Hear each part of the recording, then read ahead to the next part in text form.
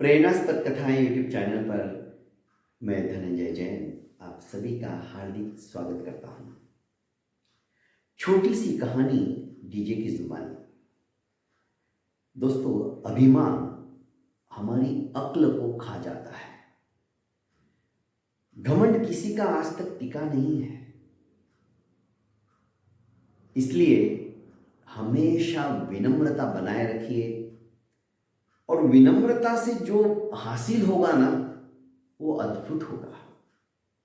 पर किसी को अपने रूप का घमंड होता है, किसी को अपने ऐश्वर्य का घमंड होता है, किसी को अपनी बुद्धि का घमंड होता है, किसी साधक को अपनी तपस्या का भी घमंड होता है, किसी को अपनी ज्ञान का घमंड होता है। उसको लगता है संसार में मेरे जैसा ज्ञानी कोई नहीं है। रावण भी ज्ञानी था, उद्भट विद्वान था, सब कुछ था। अरे सूर्य चंद्र उसके यहां पर नौकरों की तरह काम करते थे। उसने सबको बांध के रखा था, 9 ही ग्रहों को उसने बांध के रखा था। यहां तक कहा जाता है कि जो शनि सबके जीवन के अंदर त्राहिमाम मचा देता है, उसको भी अपने पैर के नीचे दबा कर रखता था। सूर्य तपेसु रसोई करे, निशि में शशि आन के दीप जलावे, पवन बुहारत उसके घरों को, पवन भवन को बुहारते थे, साफ सफाई करते थे। पवन बुहारत भवन सदा, ऐसा वो रावण। अरे सूर्य उसके घर पर आकर रसोई बनाता था, चंद्रमा उसके घरों के दीपक जलाता था। अपनी विद्याओं के बल पर उसने सबको अपने वश में करके रखा था। उसका भी घमंड नहीं चला। तो हम तो तुच्छ प्राणी हैं, हमें आता ही क्या है, किस बात का घमंड।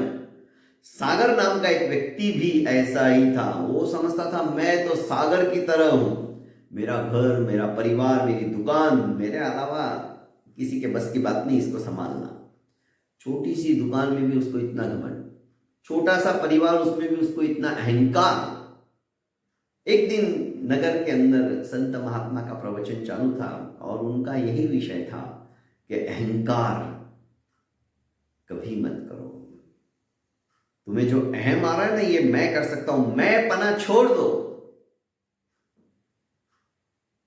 रावण को भी मैंने मारा था, इसी अहंकार ने मारा था, वरना किसी की ताकत नहीं थी रावण को मारने की। पर उसका अहंकार ही उसे ले डूबा। सागर ने प्रवचन समाप्त होने के बाद महात्मा से कहा कि महात्मन, आपने जो आज इतना सुंदर प्रवचन दिया ना, पर मुझे सिद्ध करके बताओ, क्योंकि मैं जानता हूं मेरा परिवार, मेरा घर मैं कमा कर लाता हूं, दिन भर मैं मेहनत करता हूं दुकान के अंदर, तब कहीं जाकर मेरे घर में 2 समय का खाना होता है। और वही बात दुकान की है, यदि मैं मेरे नौकरों को दुकानी बंद कर दूं तो उनकी आजीविका कैसे चलेगी?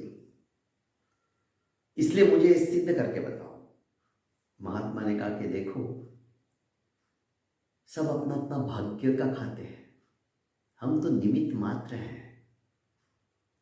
और ये कहना गलत है कि मैं नहीं रहूंगा तो इनका कुछ नहीं होगा, ये तुम्हारा भ्रम है। ज्यादा से ज्यादा 10 दिन रो लेंगे, शोक मना लेंगे, जीवन चक्र चलता ही रहेगा, वो बंद नहीं होने वाला है। क्या आप मुझे सिद्ध करके बताओ? उसने कहा ठीक है, आज से तुम मेरे आश्रम के तय खाने में रहोगे और जब तक मैं ना कहूं तुम बाहर नहीं निकलोगे। फिर देख लेना तुम्हारा घर परिवार किस तरह से चलता है। तुम कहते हो उनका तो जीना ही दुश्वार हो जाएगा, वो मेरे बिना तो उनका तो कुछ भी नहीं होने वाला है। बच्चे की पढ़ाई की फीस कौन भरेगा, बच्चा कैसे पढ़ेगा, घर वाले कहाँ से कुछ लाएंगे, उनको तो कुछ आता ही नहीं है, मेरे बिना उनका जीवन निरर्थक हो जाएगा। ये तुम्हारा भ्रम समाप्त हो जाएगा। उसने कहा ठीक। और तभी से वो तय खाने के अंदर रहने लगा।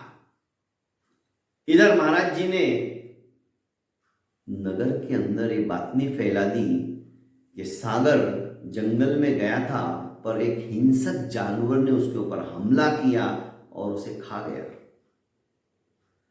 सागर के परिवार वालों को जब ये पता चला तो शोक मग्न हो गए। उन्हें कुछ सूझ नहीं रहा था।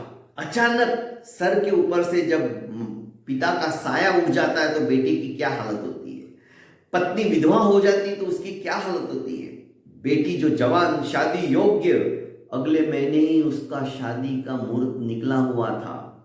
अब क्या होगा, कैसे होगा।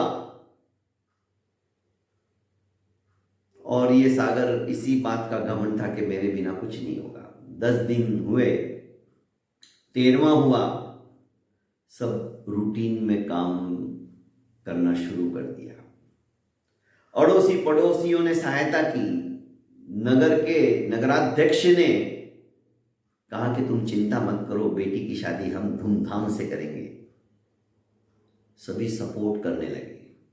बेटे को 3-4 दिन के अंदर ही व्यापार कैसे किया जाता है, दुकान में क्या क्या होता है, सब कुछ सिखा दिया गया। क्योंकि सहायता करने वाले भी इस दुनिया में बहुत हैं। सुचारू रूप से उनकी गाड़ी पहले से ज्यादा अच्छी चलने लगी।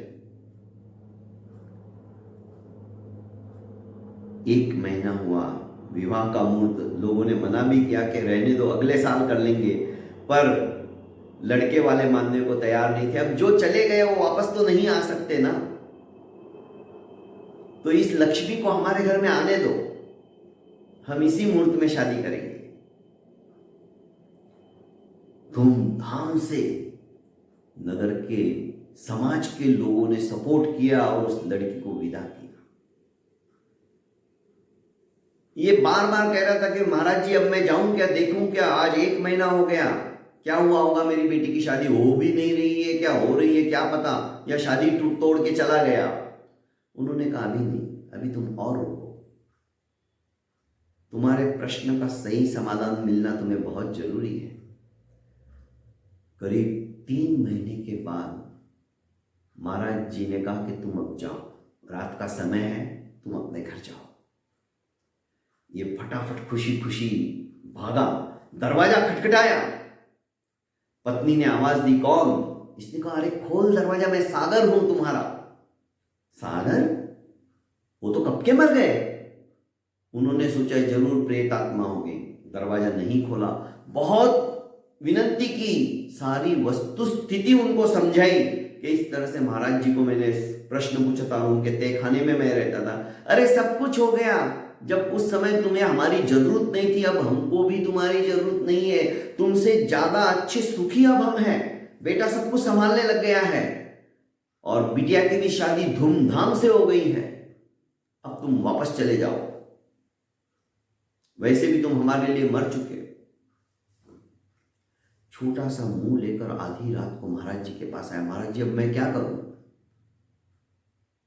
महाराज जी हंसते हुए कहने लगे, तुम्हारा अहंकार तो चूर चूर हो गया, पर वस्तु स्थिति को भी तुम समझो। अभी भी संसार के अंदर कोई किसी का नहीं है, सिर्फ और सिर्फ स्वार्थ की प्रीति है। जब तक स्वार्थ रहता है तभी तक हमसे कोई प्यार करता है।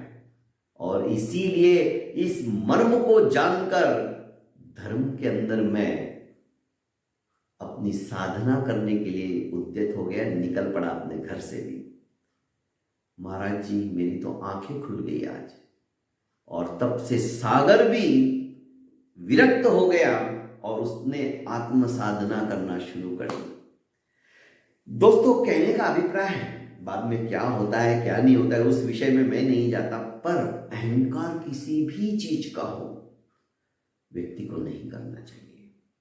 और परिवार के अंदर जब तक हमारा कर्तव्य है उस कर्तव्य का निर्वहन करते, क्योंकि वो तुम्हारी ड्यूटी है। तुम अध बीच में बेटी की शादी नजदीक आ गई फिर भी बोल रहे कि मेरे बिना तो कुछ होएगा ही नहीं, ये अहंकार तुम्हें कहीं का नहीं छोड़ेगा। जो लिखितमपि ललाटे प्रोचितुम का समर्थ, जो विधि ने विधना ने लिख दिया है उसको मिटाने वाला कोई नहीं है। तो व्यर्थ के अंदर दोस्तों हमें अहंकार नहीं करना चाहिए और बनती कोशिश हमें अपने कर्तव्य का निर्वहन करना चाहिए, जिससे कि यह मनुष्य जन्म जो हमें प्राप्त हुआ है अपने कर्तव्य को समझकर। क्योंकि मैं जहां तक जानता हूं दोस्तों, और मैं कहता भी हूं कई बार, राम रामायण में नहीं है, कृष्ण गीता में नहीं है और हमारे भगवान महावीर भगवत सूत्र के अंदर नहीं है, उत्तराध्ययन सूत्र के अंदर नहीं है, नंदी सूत्र के अंदर नहीं है। ये सब महापुरुष हुए ना, ये अपने कर्तव्य की सीमा रेखा में थे। इन्होंने अपने कर्तव्य को समझा था, तब कहीं जाकर ये पुरुष से महापुरुष हुए, नर से नारायण हुए, पतित से पावन हुए, कंकर से शंकर हुए। हमें भी भक्त से भगवान बनना है ना, तो हमें भी अपने कर्तव्य को समझना होगा, तब कहीं जाकर हमारा भी यह मनुष्य जन्म पाना सफल एवं सार्थक हो सकता है। बहुत बहुत धन्यवाद।